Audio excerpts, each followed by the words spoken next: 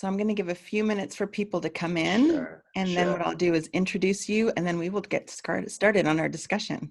Great. I'm very excited.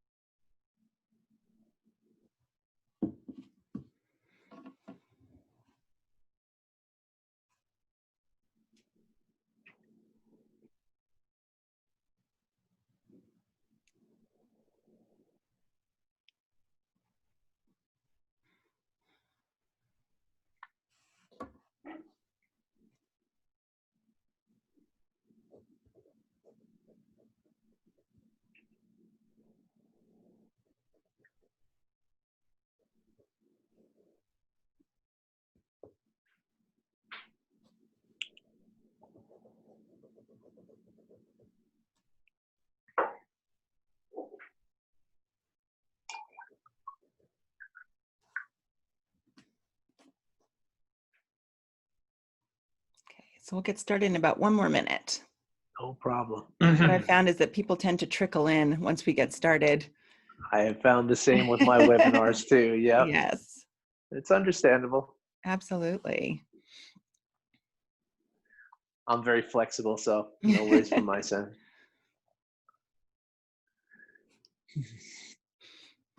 How is it out in California? Is it very warm out there? It's warm. It's been pretty warm, although this morning was kind of cool. That's nice.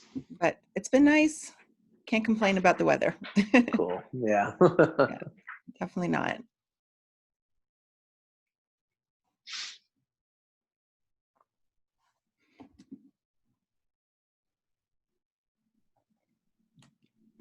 All right, so I want to be mindful of everyone's time. So Sure. I'm going to go ahead and get started. All right. I am so happy to have you here today. My name is Dr. Karen Wilson. I am the founder of Child Nexus, which is a web-based platform that connects parents with professionals who provide psychological support and educational support services.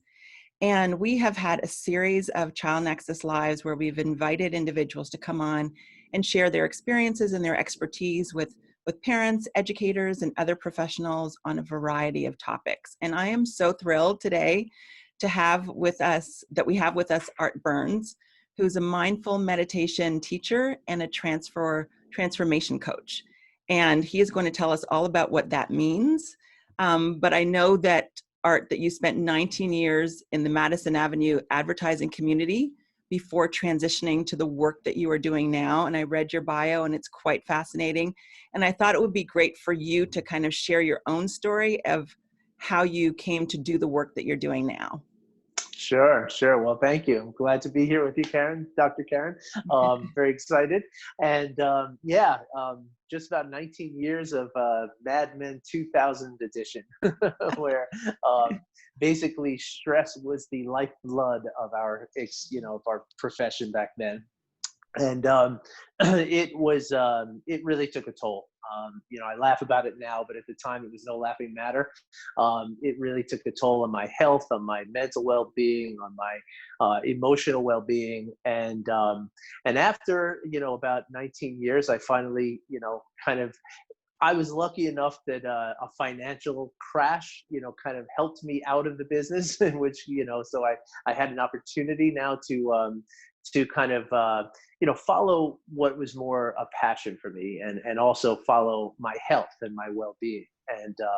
And so through that process, I discovered mindfulness, and I realized how effective mindfulness is in not only reducing stress and not only relieving anxiety and depression and all kinds of really wonderful benefits like that, but I also realized how integral it is to relating, especially to my children and my wife as well.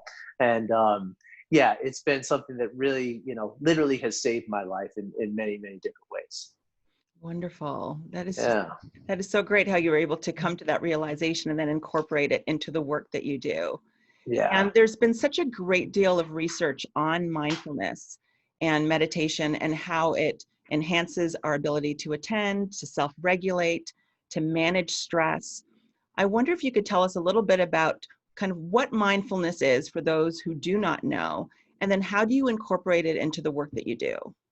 Sure, sure. Yeah. So mindfulness is very sort of, it's a very basic concept. It really is, it's about uncomplicating, and it's about just sort of being, just really paying attention to what's happening as it's happening, to our unfolding experience, but doing so with two really specific qualities: to do it with intention, and also to do it without judgment, right? Meaning that to meet the unfolding experience with a sort of a curious compassion is how I like to talk about it, and sort of an openness and an acceptance, at least for now, of what is actually happening.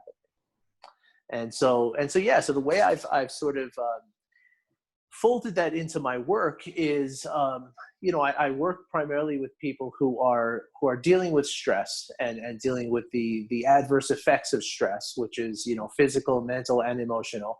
And also with, parents who, parents are very stressed. It's a stressful job that we have as parents. And as you use the word attending, and when we talk about, having kids and being a parent, attending is very important, and so is attunement, and so is attachment and connection, and so mindfulness really, serves all of that.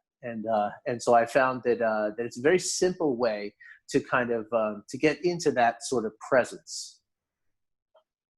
And what does that look like? The title is The Benefits of Mindful Parenting. So as a parent, when you're speaking to parents about being mindful in their parenting practices, what does that look like on a day-to-day basis? Great question. Great question. Well, again, a lot of times as parents, at least from my early parenting experience, what I found was I was very much sort of worried a lot of times about the outcomes, and sort of concerned about what was going to happen, and what I realized, because I was studying mindfulness at the same time, I realized, like, hold on a second, if I'm worried about what's going to happen, what's happening right now? And so life happens in the present moment, right? Life doesn't happen in the future, and it doesn't happen in the past. Anything that is going to happen in the future is going to happen in a present moment. So when we train ourselves as parents to really be present in the present moment, then we're really, not only are we enjoying and living the parenting experience in a much more full and beneficial way, but we're also there to kind of to help guide the children through that process as well, right? Because when the parents are thinking about the future, they're not there for their kids right now. That's kind of my feeling about it. Right. And it sounds a lot like connection. I know that Daniel Yeah. Siegel and others talk a lot about the importance of connection Mhm. and that time to spend with individuals face to face, shoulder to shoulder, and sharing that experience in the here and now. And we're in the midst of an unprecedented global pandemic where Mhm. stress is very high Mhm. and there's a lot of uncertainty and people can't plan, right? So can you speak to a little bit about how you are addressing the stress of individuals, parents now, during this global pandemic. You know, I was on a town hall yesterday and a Facebook Live earlier today, and I was talking about the American Psychological Association's work that they're putting out, a COVID tracker, and they're stating that, you know, stress is higher than it's ever been, and that 71% of parents report that their stress is associated with the idea of managing distance and online learning for their children, which for many schools has started or will start in the next couple of weeks.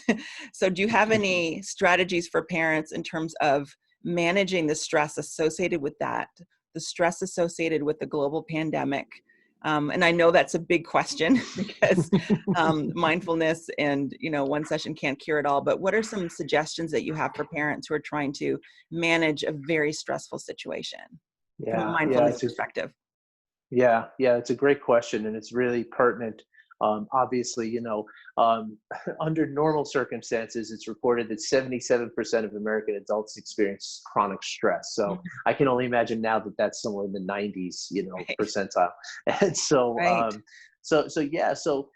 in terms of techniques and in terms of the, you know, sort of the way to do it, you know, I always start out by reminding people that it's called mindful practice, you know, mindfulness practices, right?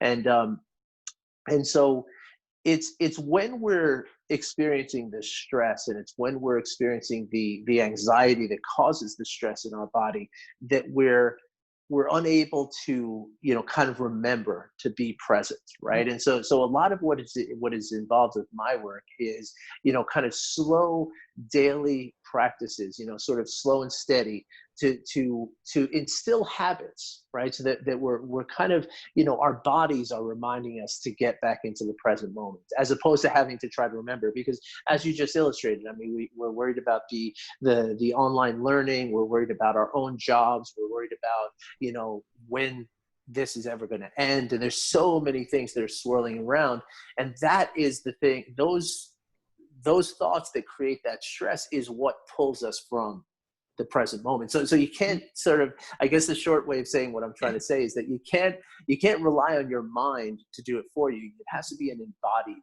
kind of practice. And so and the good news is, though, that it's a few minutes a day, you know, for as little as 8 weeks, you know, can really, you know, get you into a practice, or get you into a habit rather, where you are, you know, just kind of coming back to now.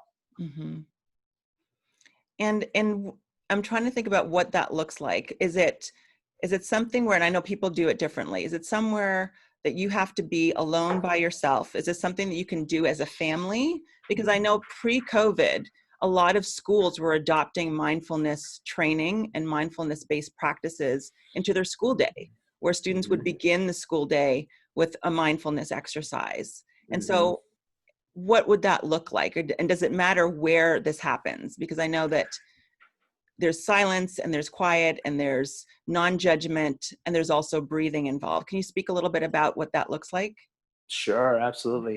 There's a number of ways to approach it, just like anything else. But you know, it really a solid mindfulness practice should include some form of the formal meditation that you're sort of describing, right? Where, you know, for a lot of times for families and parents, what I do is I do suggest to have a certain, you know, space in the home, right? Like a certain, you know, area of a certain room where this is where we're going to go to, you know, kind of bring ourselves into the present, you know.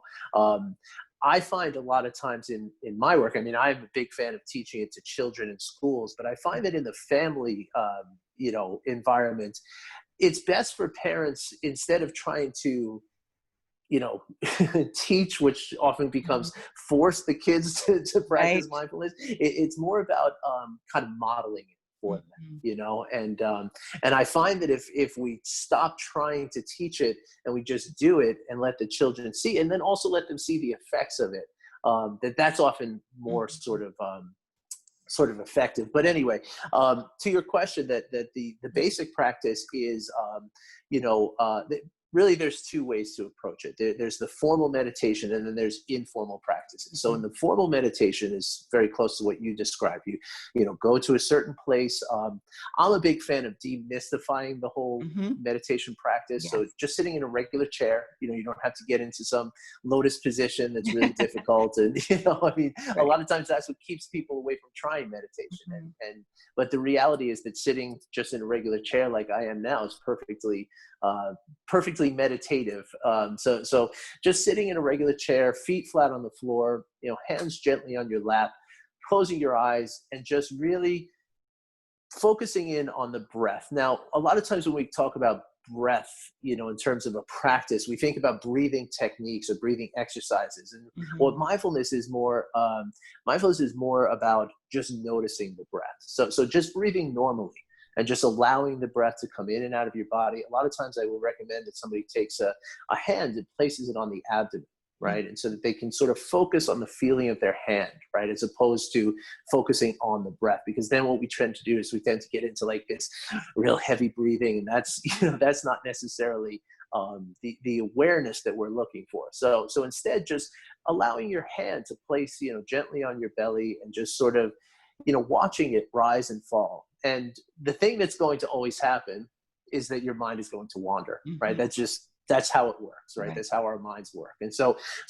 instead of, fighting that process, be a little bit curious and almost playful about it. Like kind of, and this is one thing with children is like, you can almost say like, see how many times your mind wanders, and kind of when the mind wanders, just simply bring it back. There's no need to scold yourself. There's no need to,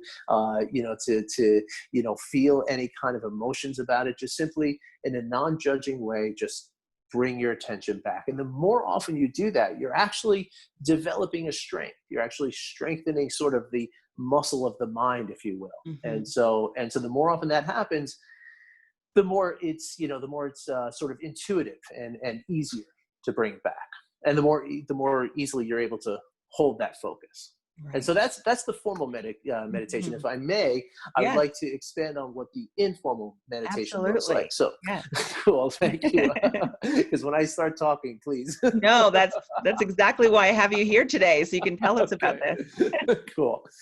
So when we practice mindfulness informally, it can be as effective, if not more so, than spending a few minutes a day in just meditation is very, very important. Right. But equally as important is, when you're washing the dishes, or when you're folding the laundry, or when you're cooking, when we're doing those things, that's when our minds tend to wander off. Right. And as you well know, when our minds wander, they go to those scary places. Right. That's how we're wired. Right. That's the way it happens. And so when they go to those scary places, that's when we start feeling the anxiety or maybe the depression. And that's where, our bodies start to get into the stress response. And that once you're in that place, all bets are off, right? Like you're not really operating the way that you're normal, right? And so the idea there is to, as you're washing the dishes, in the same way that I explained during the formal meditation, when you find your mind wandering off, when you find that you're thinking about a meeting that you have tomorrow on Zoom and wondering how you're going to keep the kids busy while you're on the meeting, remind yourself to just come back into the dishes, right? The best way to do that is through your senses. Right? Just pay attention to what you can hear as you're washing the dishes, or as you're cooking, or, pay attention to what the smells that you can feel. Pay attention to the feet, as you're standing there. Just notice the bottoms of your feet, that sort of thing. Bring yourself back into now. Does that make sense? It absolutely makes sense. Cool. And I've heard that term informal meditation and informal mindfulness used with respect to eating, with respect to walking. And so I just loved the way that you described that experience. And when people practice this mindfulness, is it something that you would suggest that they do once a day, a few times a day, as often as possible? I think people can sometimes feel overwhelmed with the idea, I have to set aside this time, and then I missed this time, and someone interrupted me. And then it becomes, an anxiety-provoking other thing that they have to do. So what do you advise parents who say, I don't have time for mindfulness practices or exercises? That's a fantastic question. Thank you for asking that, because I'm glad that you brought it up, because that's what I get a lot when I start talking to people about, okay, you're going to do it while you're doing dishes, you're going to do it while you're folding laundry, while you're driving your car, right? And all of a sudden people are like, whoa, whoa, whoa, whoa, Mhm. I can't do that much.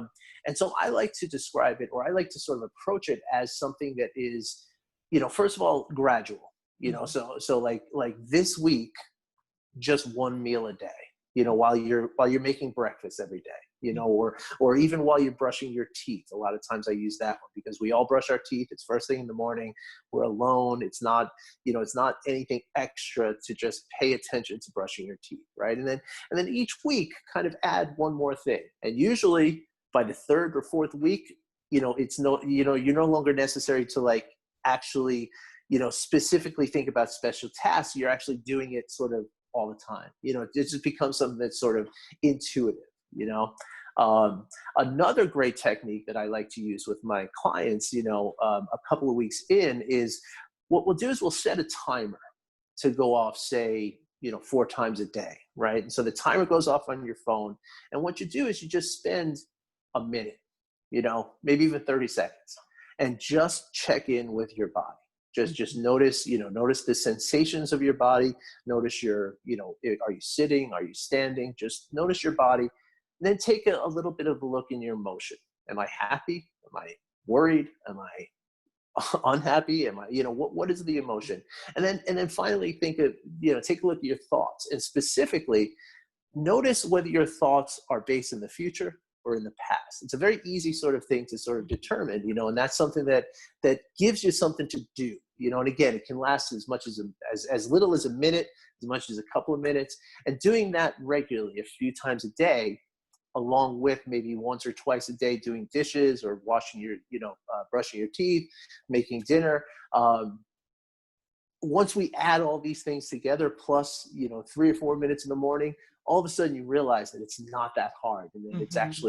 actually very easy, and the benefit that you get from it is really, like, what I tell people is the return on the investment is amazing. Right. Right. And I think that's a great way that you described kind of incorporating it into your day, and then Yeah, taking the whole idea of being non-judgment. Don't right, judge yourself for not being able to do it for an extended period of time. It right. seems like that would be important as well. And I think that Mhm. the society that we live in now is kind of trained to, when you get up, a lot of parents have said to me, and I hear them talking to each other, but the first thing they do is grab their phone, and they're checking Mm, their emails, or they're turning on mhm, the TV and seeing what's happening in the news. And it sounds like you're mhm. saying take a pause before you engage in those activities. It's a Exactly. perfect opportunity for that self-reflection, that mindfulness practice, to kind of establish a good emotional state before you begin your day. Absolutely. That's a great point, Doctor. Thank you again. That's a really good point. What I actually ask a lot of my clients to do is to spend the first hour of the day, don't look at your phone. If you can take that much, an hour might be a lot to ask, but even if it starts out as 15 minutes, but to your point, a lot of times what happens is once you look at your phone, one of two things are going to happen, right? You're either going to have a message that Right. now you have to deal with, or there's not Absolutely. going to be a message that you think there should have been, and now you're worried about that. And so all of a sudden your day is already on the way to that stress and anxiety. So Right. by, as you say, like, just taking that period of time and just being with yourself, that's really, really beneficial in the short and long term. So. Right. And, when I think about mindfulness, and, I've read a lot of the research, I recommend it to a lot of parents, particularly parents who have kids who struggle with ADHD, with anxiety, because the research shows that mindfulness-based practices are a good adjunct to evidence-based treatments for those processing and psychological disorders. But it sounds like even if you don't have any diagnosable psychological disorder, that mindfulness is a good tool just to enhance the well-being of individuals, enhance your ability to regulate your own response to stress. And I'm wondering if you could talk about the emotional regulation piece, because I know that the research shows that it's so beneficial to kids who have emotional regulation issues when they incorporate Sure. mindfulness and Mhm. add mindfulness practices to their treatment plan. And it just seems like that's a critical piece and an effective use of mindfulness and meditation to address the emotional regulation or dysregulation. Hmm.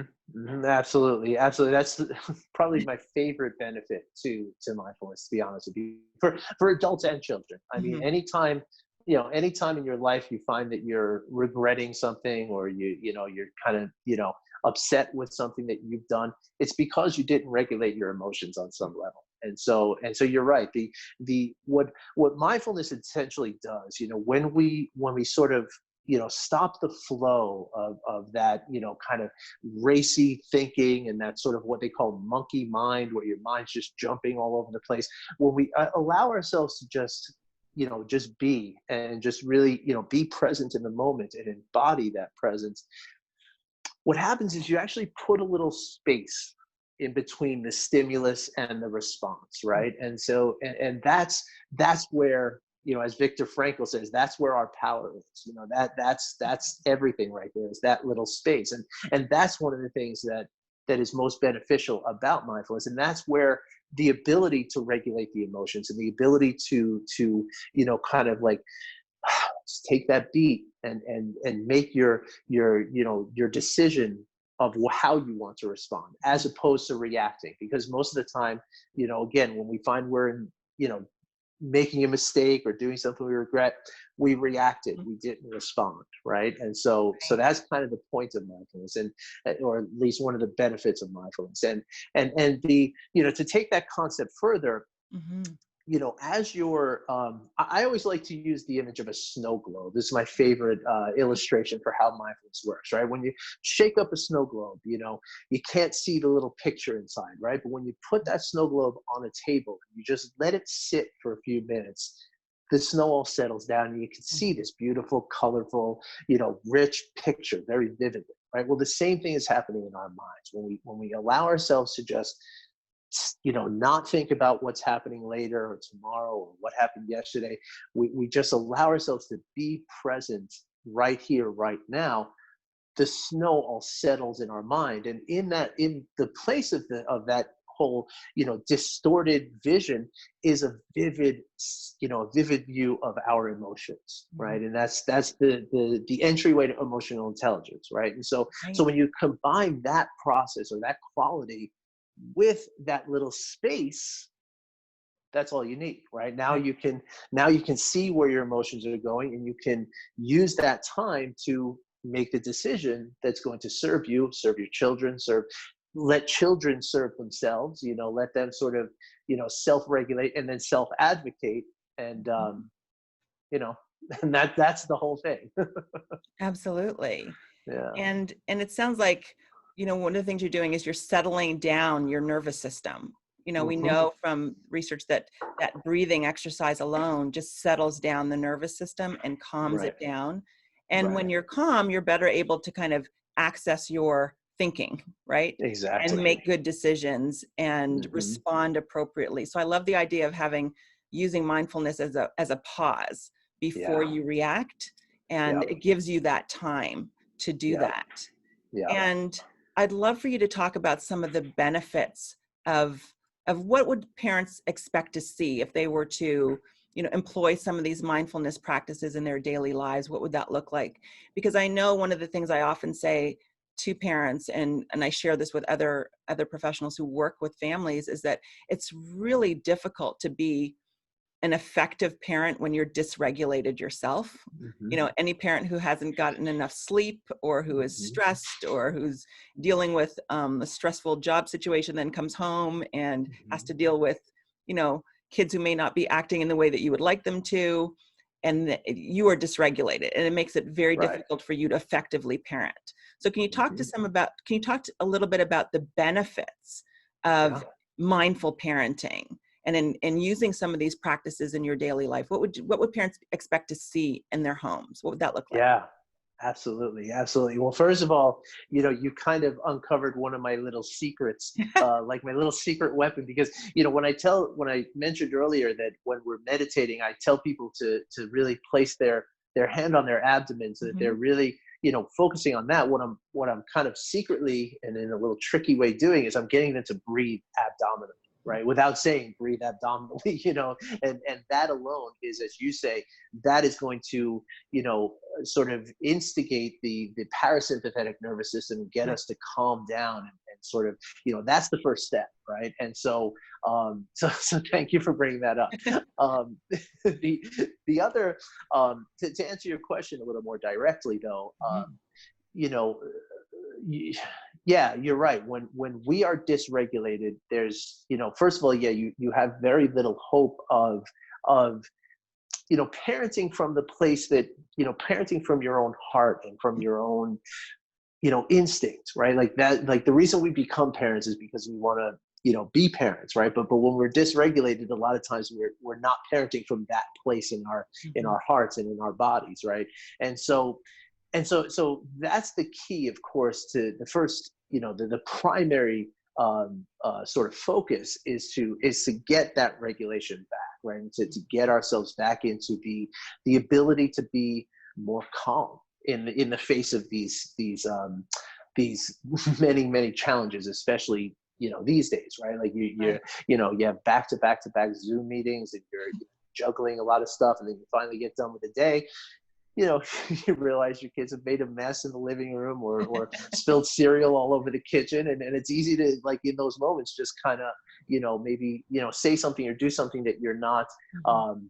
going to be proud of later. Certainly that Right. is not going to be helpful to the whole dynamic. And so what, again, that sort of, so what it looks like as a parent who's practicing mindfulness is, again, you're number one, you're cultivating that pause that we talked about, right? That Mhm. that little sort of space. So you see the cereal on the floor, and instead of immediately calling your child's name, you take a moment and Right. you realize that it's just a bunch of cereal on the floor. It's very easy to pick up. Your child probably didn't mean to do it in the way that you're envisioning her meaning to do right now. Mhm.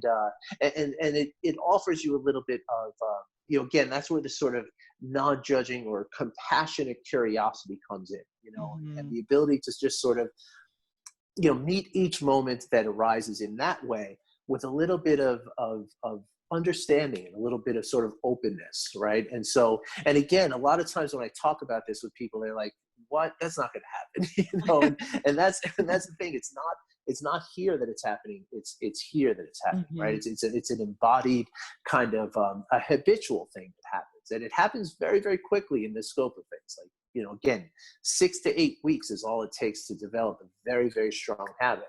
Um, Another part of this equation, is something that's very important with, that kind of goes hand in hand with mindfulness, almost like two sides of the same coin, which is just the sort of concept of compassion, right? Mhm. When we practice mindfulness, part of mindfulness practices is a sort of attitude of what we call loving kindness, right? Just just the general notion, just the general disposition of being kind, and just wanting to sort of cultivate that kindness in all areas, right? And what that leads to is compassion, right? And most specifically, self-compassion, right? Mhm. And as you probably well know, there's lots of research out there right now that shows that self-compassion is one of the most beneficial things we Mhm. can do cultivate for ourselves in terms of emotional resilience, in terms of, just our general psychiatric well-being, Mhm. and or psychological well-being, I should say. And so the idea is that, when we goof, right? Like when we snap because of a spill of cereal, or when we say the wrong thing, or when we, even when we feel like we're too tired and we let the kids, have a little more screen time because we need to just take a break, Right. the idea of self-compassion, if we can cultivate that along with mindfulness, which again, is kind of the same process, Mhm. then we become more forgiving of ourselves, right? We get rid of that whole, berating ourselves for whatever has happened, whatever we feel where we messed up, and that alone is a huge benefit, especially with parenting, because, as I'm sure as every parent knows, there's times where we feel like, oh, if I could have that moment back, Mhm. and again, if we can cultivate that space, and then we can also cultivate self-compassion, we realize, like, okay, well, all parents go through these kind of things. This is not just me, and I can be kind to myself in this moment of suffering rather than beating myself up over it. And because beating yourself up over it is only going to make it worse. And then again, what you're doing is you're modeling that for your children, right? And so then they're going to get into that sort of self-loathing and criticism, which is not going to serve them at all. Right. And so it becomes in that way, especially when we talk about mindfulness with parenting, a lot of it becomes sort of breaking those cycles in a way. I love that. And I love the idea of self-compassion, especially now when I'm hearing from so many parents that, there's so much being thrown at them. And a lot of parents don't feel like they're doing anything effectively right now, right? They're juggling a lot of different things. Again, they're in this unprecedented situation. They're trying to work from home, or they're not working. They're trying to oversee distance learning. They're trying to manage their own anxiety and about the uncertainty of the situation, and then respond to their kids. And it sounds like by practicing mindfulness and the self-compassion, you're modeling both for your children. So when you show self-compassion to yourself for mistakes that you made, then you're also modeling that for your children to have that same self-compassion. And then when you don't respond to the cereal on the floor or the spilled milk or the toys that were left in the entryway, then you're also modeling that for them, right? And you're in the way that you respond differently than you may have done in the past. Right. Yeah. Yeah. And what does that look like for the child in terms of the child's experience of these mindful parents? What are parents saying about their children and their experience, and maybe even their relationship with their children, what that looks like as a result of mindful parenting practices? Right. I'm so glad you asked that last question. I was going to jump in on that anyway. So thank you. Because I'm reading your mind. Yeah, no, we're right there. I love it. What happens in that situation, right? Like, let's take the example of the cereal on the floor. You can't tell my children love to eat cereal and they always spill it on the floor. Right. So, the cereal gets spilled on the floor. The child sees you see the cereal spilled on the floor. The child now is braced for it, right? Yep. The child is in that fear place, and he or she is waiting for it. They're waiting for you to do the usual thing that you would have done every time, right? And when you don't, so when you do that, what you're doing is reinforcing that belief that that's what they should feel, right? That fear, that amygdala hijack fear, right? Where they're just frozen, right?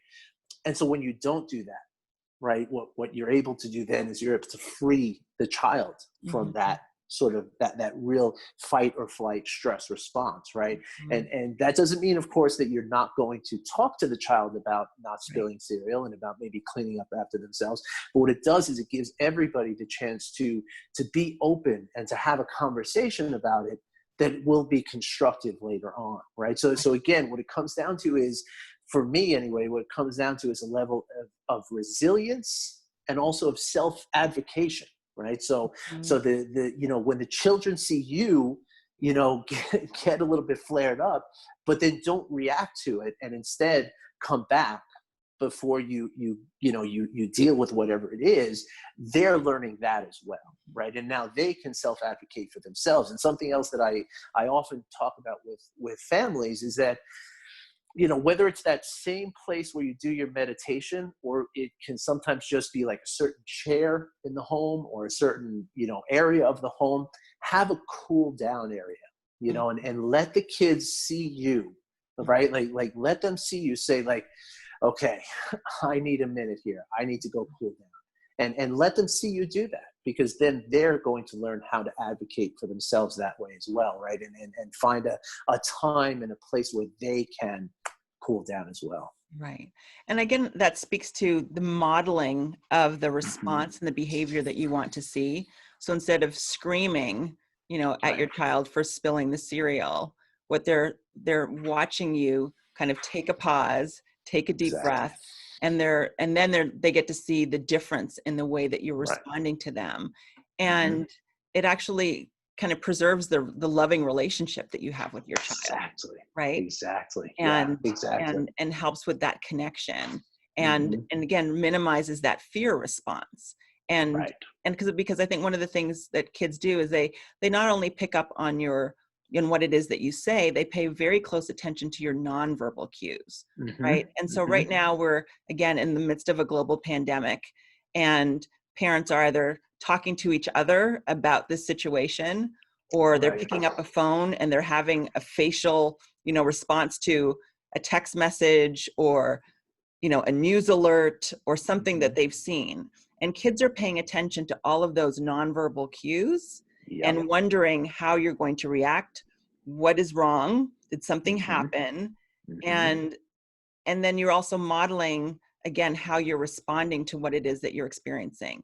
And Right. so one of the things I want to know, so when you're coaching parents, are you telling them to have them articulate their process aloud, or just to engage in the behavior and have the child just watch you move from one room to another room and start doing deep breathing? Or are you telling them what it is that you're doing and how that helps you? Mm-hmm. Hmm. Great question. For me, that becomes very, uh, dependent on the stage of development of Yes. the kids that you're talking about, and the relationship that the parent has. Like, you don't want to jump into that too quick. If Right. that's something that's very foreign to your family, let it be just something that's seen first, and then oftentimes I suggest that you let the kids drive that curiosity, right? Like, let Mm-hmm. them ask you what you're doing and then explain, Mm-hmm. as opposed to, as we know, when kids feel like they're being taught something, they're, Yes. like my kids, if I even mention the word mindfulness right now, they're rolling their eyes and walking out the door before I can Right. even Right. get fullness out of my mouth. Um, but they're practicing it, right? Mm-hmm. Because they see it, Mm-hmm. it becomes kind of in the air that's in the house, and just, it just kind of becomes part of what we're all doing. And so anyway, that, to answer your question, I say, um, be cognizant of the stage of development. Young children probably don't need to be explained. They're going to be Yeah. fine with just seeing it. Right. um, Older children, sure, you can get into conversations, but again, tread lightly. Mm-hmm.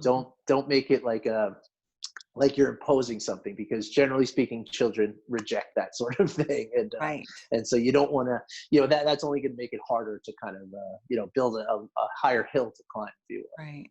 And that speaks to your earlier point about modeling the will. Hmm. practice instead of Hmm. teaching the practice, Right. which Right. is actually, again, what they've been doing in schools. And, Mm. I had my own kids, kind of roll their eyes about the mindfulness in the school, even though I Mhm. know the benefits of it. But Mhm. again, it's about the teaching versus the modeling of the Right. practice. Right. And I think the curiosity is an important piece too, because I think when kids do engage and do try it, to also show curiosity about how did you feel afterwards, Right. and and engage them in that conversation, because then it helps Mhm. them to be more aware of the difference. Right. Perhaps have you noticed that Mhm. at all? I have, absolutely, Mm-hmm. absolutely. And that's, yeah, and that's something that is, that's really the best teacher, is letting the kids feel it. When they feel that, wow, I'm not feeling that yucky feeling about being upset right now. I'm Mm-hmm. feeling okay. So now that's something that a child is going to follow. Right. Yeah. And it just seems like there's so many big feelings right now. And I imagine as kids transition back to school, either some of them may have already transitioned back to school, or they're in the process of transitioning back to school, there are going to be a lot of big feelings for parents and students, right? And their Mhm. children Mhm. about this process and Mhm. what that looks like. Yeah. And it sounds like, and now would be a good time to adopt some of those mindful practices, or at least to begin. Like you said, you can do a little bit at a time to be prepared for a situation that could Right. be stressful. Right. And again, begin modeling that behavior for your children who might also be facing a stressful situation. They may not be going into the classroom. If they do, that could be stressful. Mhm. But even if they are engaging in distance learning, doing that again after, a spring that might have been painful Mhm. in that regard, this would be a good practice to help them to manage the emotions and the stress associated with this time, because usually this is Absolutely. it's an exciting time to go back to school, and you get Right. the new backpack and you get a new Hmm. outfit and you go to school and you see your Hmm. friends, and a lot of that is not going to happen. Yeah. And so, I think that parents are looking for tools that they can use to normalize this experience as much as they can. And it Right. sounds like this is a good adjunct to what it is that they're Absolutely. doing. Absolutely. Absolutely. And you made a really important point a few moments ago too, where you talked about the nonverbal cues that the Yes. children are picking up on. And it's not even necessarily, bodily nonverbal, but as we know, there's the empathic resonance, right? So if Mm-hmm. you're sitting there, very stressed and very afraid and very worried, the children are going to feel that. They don't know what it is, but they are Mm-hmm. feeling it. And that's going to influence how they process what's going on, even on a very subconscious level. So you're absolutely right. Even if it's not sort of um, teaching it to the children, but instead, as we just talked about, modeling it for the children, it's still something that's beneficial for you as a parent, and it's something that you still you can absolutely pick it up very, very quickly. I mean, as I say, it's like a 6 to 8 week process that tons of studies have shown that if they're only 8 weeks, blood pressure comes down, cholesterol is regulated, blood sugar, like amazing amazing changes can happen within 8 weeks. But it's not a binary thing. Like along the way, in the second week, you're Mm-hmm. already going to be showing a different kind of behavior and a different kind of energetic sort of output, just by doing these practices. So anyway, to your point, I'm just kind of echoing what you're saying. It's Mm-hmm. right now is a very, very beneficial time to sort of explore some of these things, and to try to again, even just starting slowly, doing a couple of things every day, just to kind of it's amazing how quickly that can shift, because it's something you may never have done before, so it Mm-hmm. really can make a pretty dramatic difference pretty quickly. So Right. And I know that students who I have interacted with, and when we've made recommendations for mindfulness practices, again, it can be a couple minutes before they mhm, begin an exercise, before they transition from a Zoom call, for example. I'm thinking about the upcoming academic year, transitioning mhm, from one Zoom call to the next. Having right. that mindfulness break would be Mhm, very important and very mhm, beneficial mhm, to engage in that practice, to kind of settle them down before they go to the next activity. right. And there's definitely been shown benefits to focusing, paying attention, sustaining attention, and that's very important when you've got kids who are going to be sitting in front of a screen Mhm, and learning in that mode for an extended mhm, period of time. We hope it's not going to be um, hours of Zoom Zoom meetings, but we don't know. mhm, It's going to right. look different at different schools. But it's very hard for students to pay attention to a screen because it's not the same type of environment as a face-to-face school environment, and it will Right. require additional focus in order to do that. Mhm, mhm, And it sounds like some of these mindfulness practices will help with sustaining focus, yeah. in addition to regulating the emotions associated with the situation that we're in. It's a fantastic point you make, doctor, and it's so true that even just like you illustrated it perfectly. Like even in between Mhm. the one Zoom meeting and the next, just to even take 30 seconds and Mhm. just focus on your as we tell kids, belly breathing, and I often, like, one great practice for children is to have them count their breath. Mhm. Just count: one in, one out, two in, two out, and and see when your mind starts to wander and you're no longer counting. When you Mhm. realize that you're not counting anymore, start again from one and just go Mhm. up to 10 and start over at one, go up to 10. That's sort of like, make it like a fun game for them. Another great one for kids is to get some kind of chime or some kind of bell, Mhm. and ring it, and then have the children listen for when they hear the bell stop, Yes. and have them really concentrate on that. And like you said, just doing those kind of things for even 10, 15 seconds in between two calls can make an enormous difference. Now obviously the more you can do, if you can make it a 3-minute exercise, Right. that's obviously going to be even more impactful. And the older the children are, the more available that's going to be. But anyway, yeah, Yeah, I'm just saying that to agree with you, what you're saying. absolutely. And I'm thinking about the example you gave with the snow globe. There's a Yeah. book that my kids have read. It's called Moody Cow Meditates. I don't know if you're familiar with the book. And No. they use that snow globe as those Awesome. thoughts and those anxious feelings and that anger settling Hmm. and Hmm. waiting for all of that to settle. And they watch it all settle down, and That's it awesome. mirrors their own experience of the thoughts and anxiety or the anger, whatever feeling that they're experiencing, settling down to the bottom of that Right. globe, right? Right. And it Right. sounds like this is a practice. I mean, we've been talking about mindful parenting, but this is something that parents can do as they're transitioning. I use the example Yes. of students transitioning from a Zoom call to another Zoom call or classroom instruction. But when Hmm. parents are upstairs in their room on a Zoom call, and then they're coming back to join the family, it seems like that would be a good time to take a pause, right? Yes. To clear the mind Yes. before you transition from your Zoom meetings to the family dinner Right. or or Right. connecting with a family member. Or if you are working outside the home, being in your car in the Hmm. driveway and taking a Hmm. pause before you open that car door seems like there's so many opportunities, it seems, in the day where sometimes, again, a barrier to starting a mindful practice might be that I just don't have that time. But Hmm. it sounds like you can find time in these small Hmm. moments with just 20 breaths in the car before you go into the house, or Hmm. 20 breaths before after you leave your Zoom meeting and interact with your family. Absolutely. Absolutely. And you can even approach it, some people, have a hard time with that whole idea of, that idea of meditation and like the breathing thing. People have a hard time with that sometimes. And so for those people, I talk about, like, just don't even worry about that part of it, but just spend that time, the same amount of time, just notice, like, what's the temperature in this room right now? What do my feet feel like at the bottoms of my feet right now?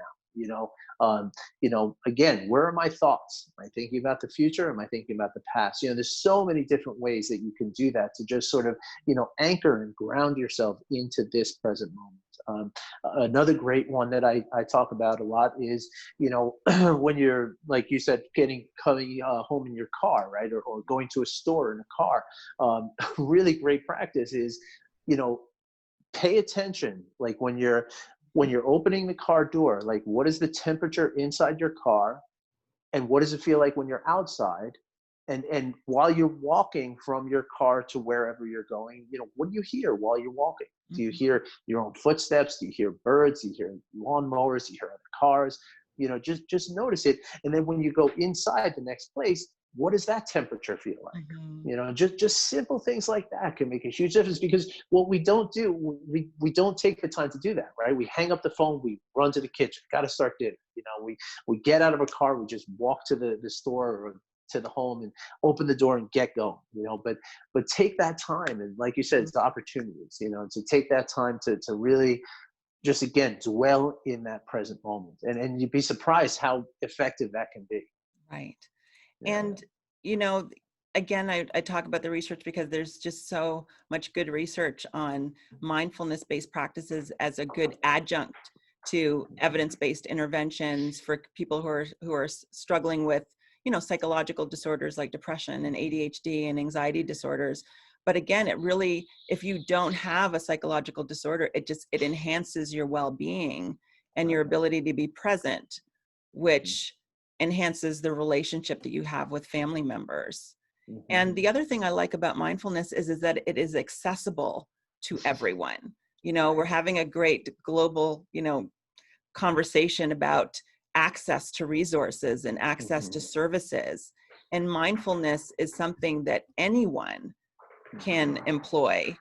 Mm-hmm. Um, and I think that's one of the great things about it. Yeah. And it's been great to see, these mindfulness apps. I know that, and I'm not advocating for any particular app, but, some apps have even offered free mindfulness um, access to Mm-hmm. frontline health workers, right? Mm-hmm. And Mm-hmm. because, again, we know the benefits of it. So it's Mm-hmm. something that once individuals are trained and taught on and shown how to do, that they can use this in their daily lives and make a significant difference in the well-being of their family, right? Right.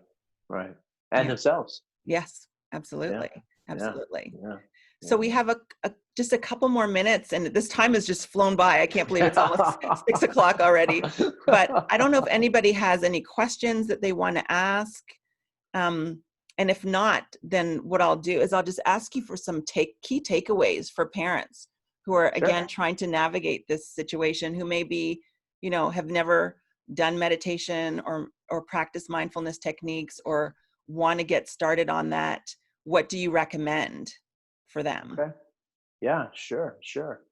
Um, does anybody have a hand up for a question, or should we just do the takeaways? I don't see any questions. So Okay. yes, do the takeaways. You probably Yeah, answered all sure. the questions. And I I will hope so. provide your contact information to Cool. everyone who registered for the talk. So if they want to follow up with you directly, they can Great. do so. Great, cool. Thank you. Thank you very much for that. So, yeah, I mean, I think again, like to the point that you made a few moments ago, Doctor, that, that this is accessible to everyone. And I think that in that statement lies the key to mindfulness, in my opinion, which is that it's really about a simplification. A lot of times people think like, oh, it's another thing, another practice, another gimmick, another trick, and that implies that we have to learn something new, we have to like develop something new. Mindfulness goes the other way. Mindfulness is about kind of not trying to do anything but just being.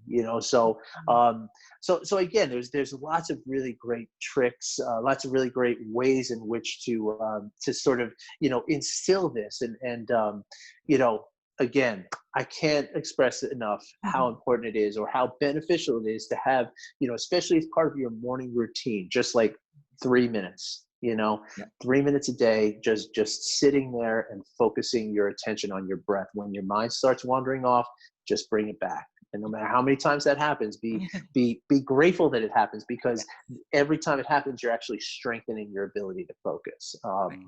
In addition to that, I would say again, pick one activity that you're doing, just every day, whether it's brushing your teeth, whether it's, in the morning with your cup of coffee or tea, when it's driving, pick one activity a day where and it doesn't even necessarily have to be the entire activity, right? So if you have a 15-minute commute in the morning, set a timer for 2 minutes. And during those 2 minutes, just really be present with what you're doing. Just really notice your hands on the steering wheel, notice your body sitting in the seat, things like this. Just really pay attention to driving. Again, we talked about the, kind of setting a timer a few times a day to just take a moment and pause and just sense into your body, sense into your emotions, sense into your thoughts. Trying to think of any others that I can sort of, quick, easy ones.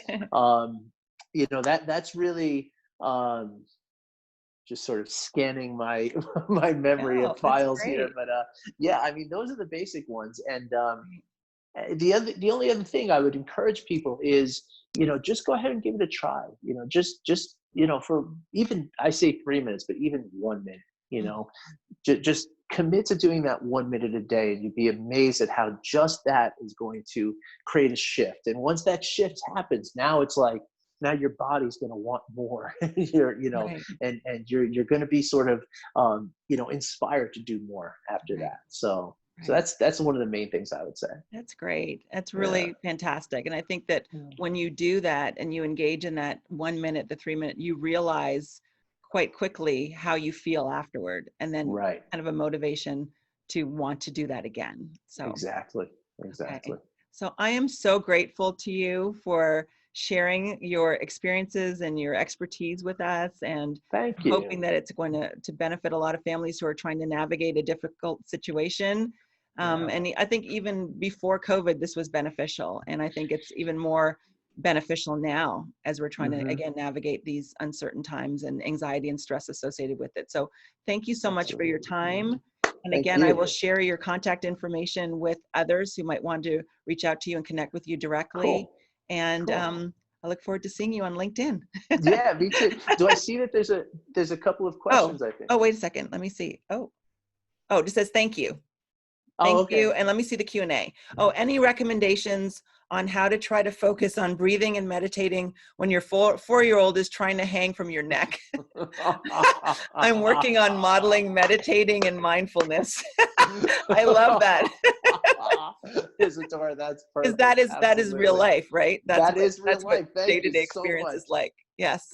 That's awesome. So, it's a great question, and it's a Yeah. perfectly illustrated question. And so in that case, when the 4-year-old is hanging from your neck, I would say that's the time that you don't want to necessarily think about meditation, as you want to just think about presence. Yes. Okay, so what does it feel like for your 4-year-old to hang on your neck? I know that sounds silly, but how heavy is he or she? What are the sounds that they're making? And kind of just be present with it. A lot of times when we feel like something like that's happening, we feel like we need to, sort of, avert that experience for what we want, but instead turn towards it and sort of see if you can be present with that part of it, and see if you can kind of, just feel what is happening as it's happening while your neck is being, cricked and Right. I love the idea of being present in that moment. And then yeah, maybe your mindfulness time will be the first thing in the morning, right? But right, at that right, moment with the 4-year-old on your neck, you're just focusing on just being present right, and right. And giving that 4-year-old your full attention. exactly, Yeah. exactly. And that's a great point that you make, also, doctor. And for Isadora, the meditation doesn't have to necessarily be at the same time every day. Mhm. So maybe, when you find that your 4-year-old is busy with something, okay, now's my chance to meditate. Right. Go in and do that. And kind of fit it in where you can. Yeah. That's also something that's very Yeah. beneficial, especially if you're parents with young children like Yeah. that. That's really helpful. Be Yeah. flexible. I think that's another key Yes. takeaway. Right. Absolutely. All uh, right. Let me just see if there's any other questions. No, I think that's it. all right. Okay. So great. Thank you again. Well, thank you, And doctor. and This I is will really see you wonderful. soon. Okay. Yeah. All And I'll see right. you on LinkedIn. Yes, absolutely. All Okay. right, everybody. Bye. Thank Have a you. great night. Good Okay. Bye, night. Bless you well. everyone. Bye bye.